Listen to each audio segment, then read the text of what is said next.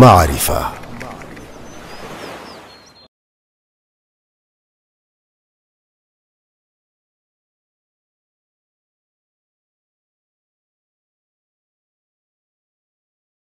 Thank you. Bismillahir Rahmanir Rahim.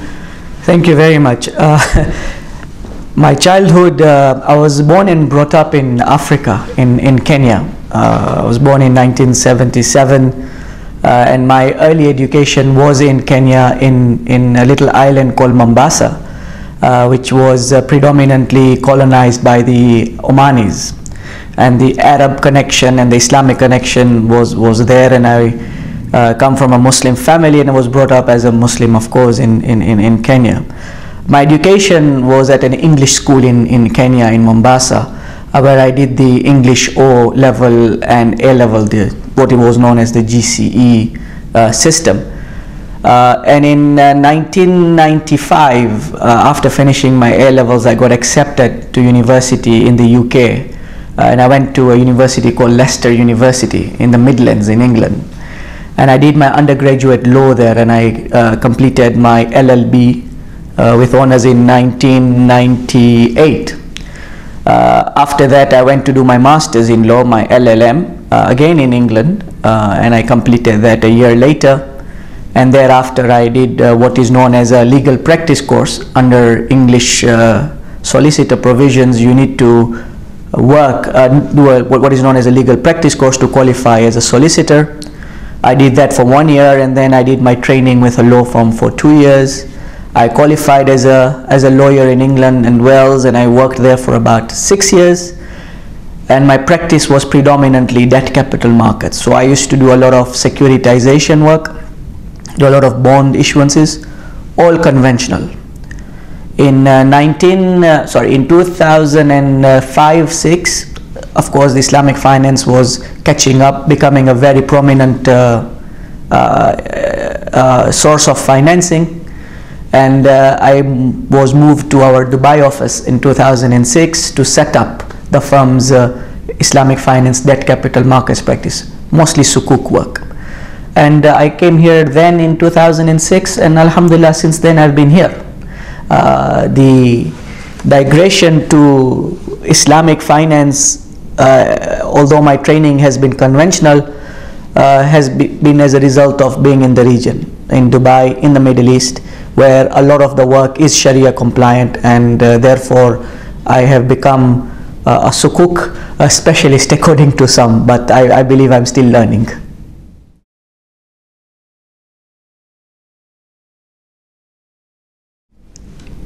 The Sukuk industry, as you know, has grown tremendously. At the moment we have over $134 billion worth of Sukuk issued and outstanding in the market globally.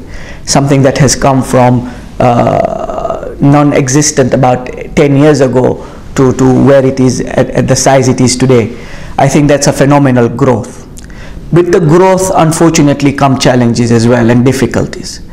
What has happened over the last 5 to 6 years is that people have become complacent when it comes to innovation. The Sukuk industry has become an ijara-based structure because that's the easiest structure, that's the most recognized structure, but that is not necessarily the most relevant structure for every Sukuk issuance. My feeling, the biggest challenge is that if we practitioners do not get ourselves into R&D, research and development on new structures, we will stagnate. We will stagnate, and we will not see the growth that we are seeing at the moment in Islamic finance. So I believe the biggest challenge we face is ourselves and our investment in R&D and our ability to innovate new structures using new asset classes. That is my belief, that is the biggest challenge we face.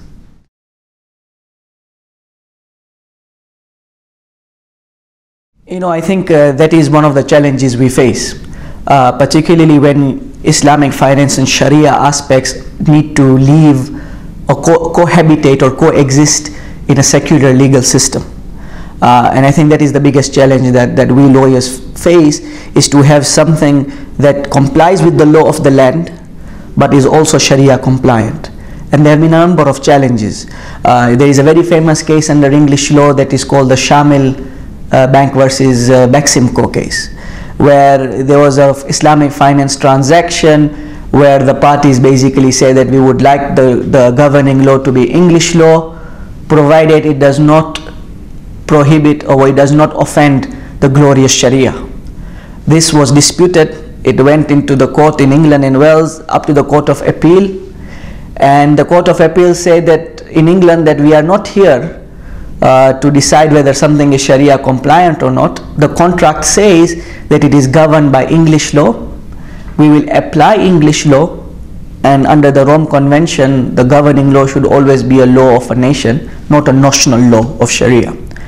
This was an awakening call for all lawyers who practice within the sphere of Islamic finance. Why do I say that? Because that was to us a warning that if it goes to a court in England, using that example that I just gave, the court are not going to look at it, is this Sharia compliant or not? They're going to look at it that the governing law is English law, and we need to make sure that it complies with English law. Therefore, we need to make sure that all our Sharia compliant documents are drafted in such a way that do not offend Sharia, but also comply with the law of the land that the governing law is. And I think that has been a challenge, and so far a lot of jurisdictions have changed their laws to allow Sharia structures to be utilized. So under the English government, the UK government, they brought in what is known as the Alternative Financial Investment Bond, AFIB it is called, which changed the laws to allow Sharia compliant structures to be used, to be enforceable, and still have the tax neutral treatment. So I think at the moment we still have to work within the parameters we have. We need to make sure that Sharia works with the laws of the land we go and we subscribe to. However, there are certain laws that are already recognizing Sharia structures, and England is one.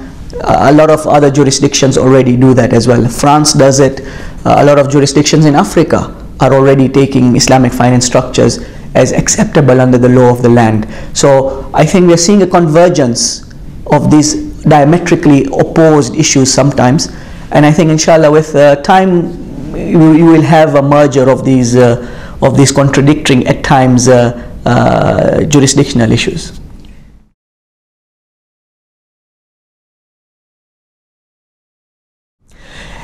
You know, it is a question that comes up all the time, that why do almost 90% of international Sukuk issuances are governed by English law? I think there is something to be said about English law, its maturity, the use of the English courts, their maturity, and the fact that you have laws that date back up to 1600s, case studies and case laws that go up to 1600s that give you a very solid background of legal analysis. It is that maturity that I think we need to take benefit of. I believe, and maybe I'm biased a bit, but I think English law, in the absence of any other mature secular governing law, is still, I think, the most relevant governing law for Islamic finance at the moment, for two reasons: the maturity of it, the depth of it, and more recently the fact that the English judiciary has learned to recognize Sharia structures which are already accepted under the laws and statutes of England and Wales. So until there is a better alternative, I think English law will survive, will be the option, until and unless we come up with a better solution.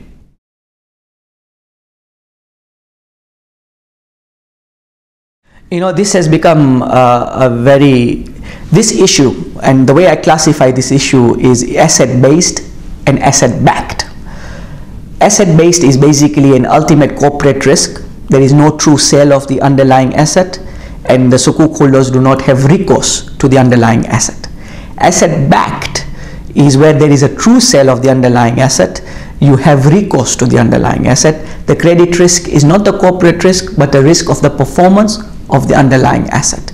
Let's take an example of a real estate. Your Sukuk is a ijara based. You're selling real estate. In an asset based structure, you will only contractually sell that real estate. You will not go to the relevant land department and register the transfer in the name of the SPV. In asset-backed, you will do the contract of sale. You will also go to the land department and register the transfer of that real estate. That is a fundamental difference between the two. Now, from a structuring perspective, 98% of global Sukuk have been asset-based, not asset-backed.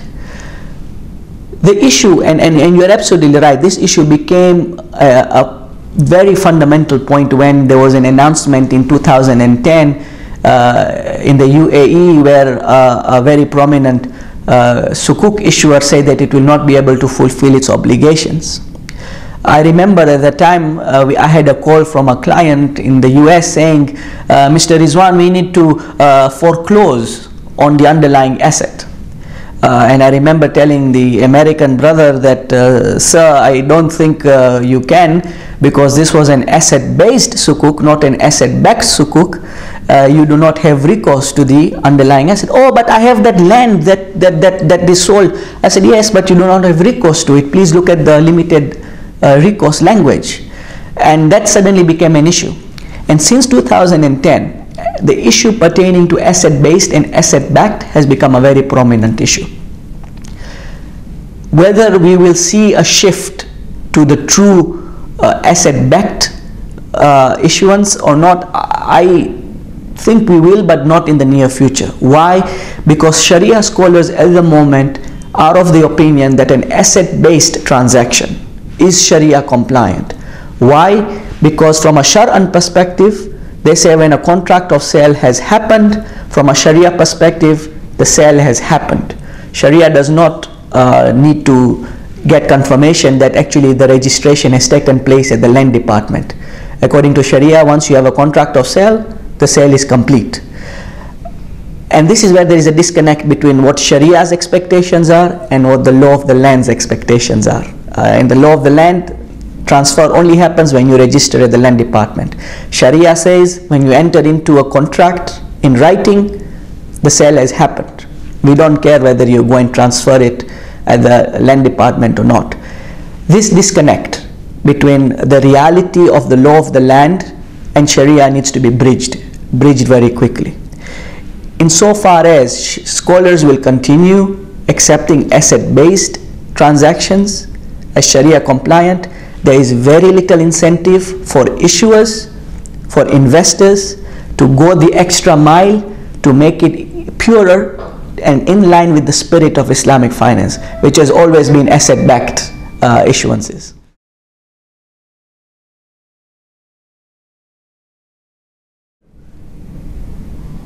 There are two things that I think we should bear in mind. The first thing, very much important, is the fact that we need to bear in mind that the commercial aspect of it, and then is the Sharia aspect of it.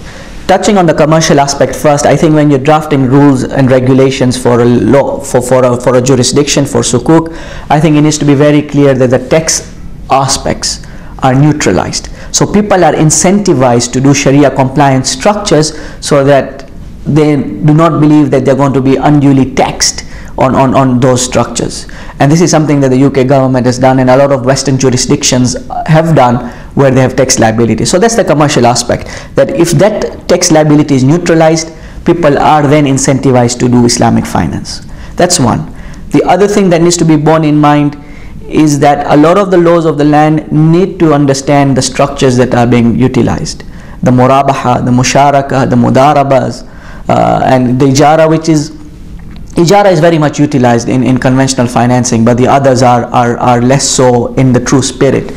I think if we had a clean slate, we had a blank canvas, and we were able to draft new rules and regulations and laws to facilitate Islamic finance, then I think we would start from scratch and draft it in a manner that would comply with the core principles of Islamic finance. But we live in an environment where the laws are already in place. We have to work with what we have. We have to work with the parameters that have already been set by secular laws, be it in the Middle East, be it in the Western world.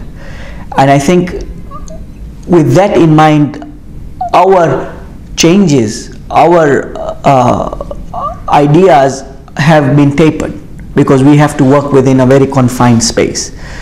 Alhamdulillah, I think a lot of jurisdictions and a lot of countries have done well to introduce Islamic finance within those parameters that they have. And I think slowly evolution will allow us to grow, and Islamic finance, which is over a $1.5 trillion industry, gains momentum, gains strength, gains the ability from a financial power perspective. We will be able to influence a lot more changes. So I believe it is a bit of a reverse engineering. We need to be big and strong to be able to enforce changes to facilitate Islamic finance in some of these jurisdictions, rather than the other way around, where we will have the laws first and then do the issuances.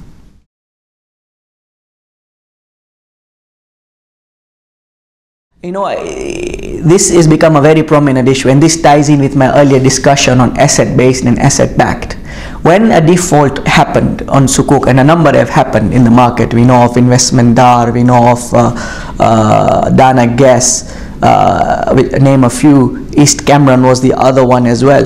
The issue arose whether the Sukuk holders in an event of default had recourse to those assets or not. The question always was, is it asset-based or asset-backed?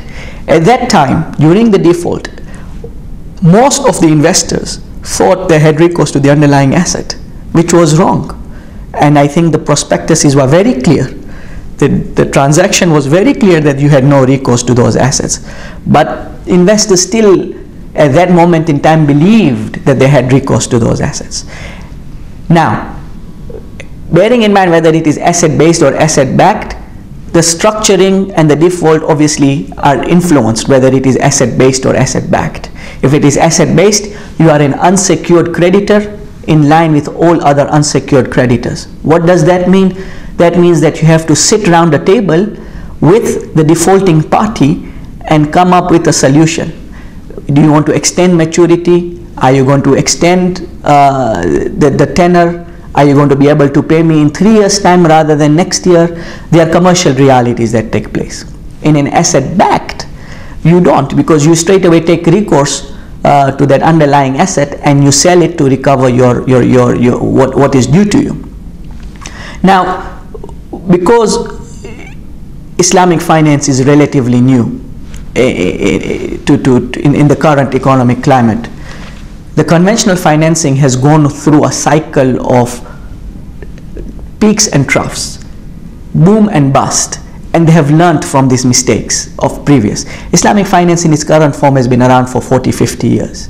This is the first downturn, I believe, that Islamic finance has faced, and we have learned a lot from it. The important thing is that we apply what we have learned from it. We apply the fact that the asset-based, asset-backed discussion has to be thought out properly. We have to understand that now in the jurisdictions we operate in the Middle East, we need proper, succinct and comprehensive bankruptcy and insolvency laws so that Sukuk holders are protected. These are the lessons I believe we need to take away as a result of the recent downturn that Islamic finance has, the global economy has faced. That is the first that the Islamic finance industry has gone through. The conventional financing system has been around for over 400 years. It has gone through a number of adjustments as a result of booms and busts in the economy and have learned from it. We have been around for 50 years. This is the first downturn that Islamic finance has really faced. I believe the test is whether we learn from these mistakes and correct it so that we create a genuine alternative source of financing that is true to the spirit of Islamic finance.